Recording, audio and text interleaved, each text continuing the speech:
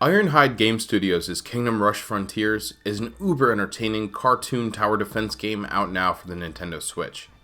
Initially released as a mobile title in 2013 and later brought to Steam, Frontiers is the second and most beloved entry in the Kingdom Rush series. Each game drops you into a different fantasy world full of monster hordes, unique tower varieties, and a diverse lineup of powerful heroes. Best of all, the Switch version of Frontiers includes all of the great DLC and in-game content that fans of the other releases enjoyed, but at a much better price point. Frontiers is similar to other tower defense titles, with a few key twists that set it apart.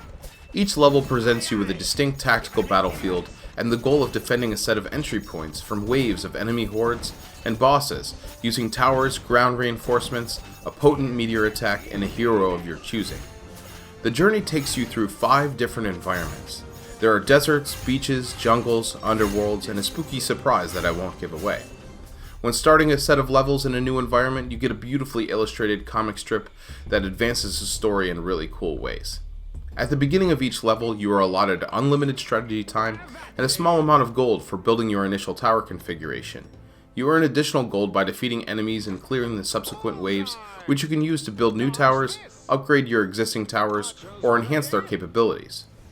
Towers come in 4 base varieties: melee, archer, magic, and artillery.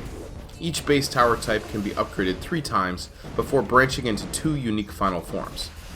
Melee towers deliver important ground troops that slow enemy waves and create congested choke points that your other towers can bombard. They can be upgraded to house stealthy assassins or heavily armored Templar Knights. Archer towers provide your ground troops with a cover and help fend off flying attacks from giant bees and bats. They can be upgraded to tiki totems with axe throwers or tall purple towers with rapid firing crossbowmen.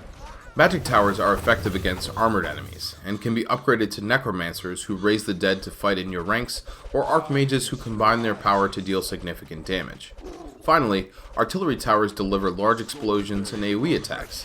Its 2 final forms are the most different when compared to the other tower types. You can upgrade to a battle mecha, which is a giant robot with heavy bombs and target tracking rockets, or a dwarf, which slows enemies by generating earthquakes with its massive ground pound.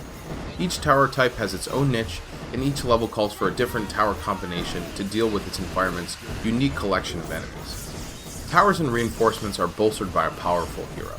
Frontiers gives you 16 legendary champions to choose from, each with their own interesting specialties. Throughout each level, you can move your hero around the map to support your overall strategy. I used Ulrich for the entirety of my playthrough, as his skills meshed well with my playstyle. He possessed incredible swordsmanship, spiked armor, toughness, and the ability to conjure 3 sand warriors that brought additional ground coverage, all of which I maxed out by the end of my classic mode run. Each level has anywhere from a handful to 15 waves, making strategic tower and troop placement critical, but you can't get overly comfortable, as levels are dynamic in nature. In many instances, the map is changed mid-flight by an event or the introduction of a new enemy.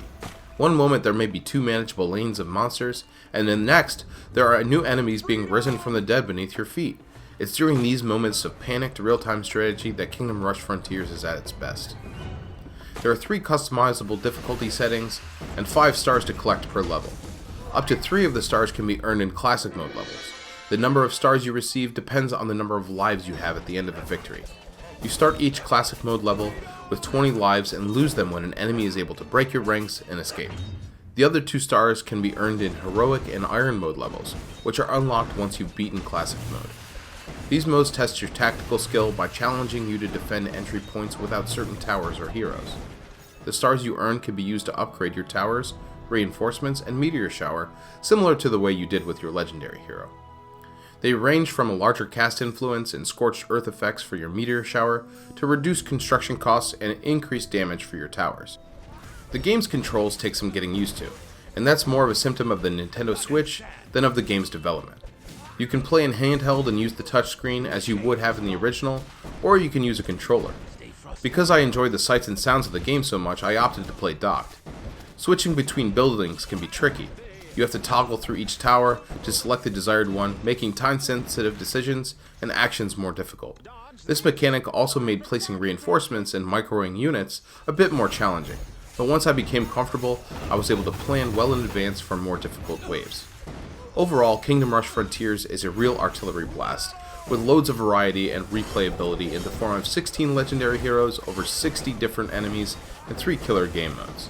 It boasts a beautiful cartoon art style, an underrated sound design that mixes voiceovers, engaging battle noises, and an intense score. If you couldn't guess, I highly recommend Kingdom Rush Frontiers. It's one of, if not the best tower defense game on the Nintendo Switch.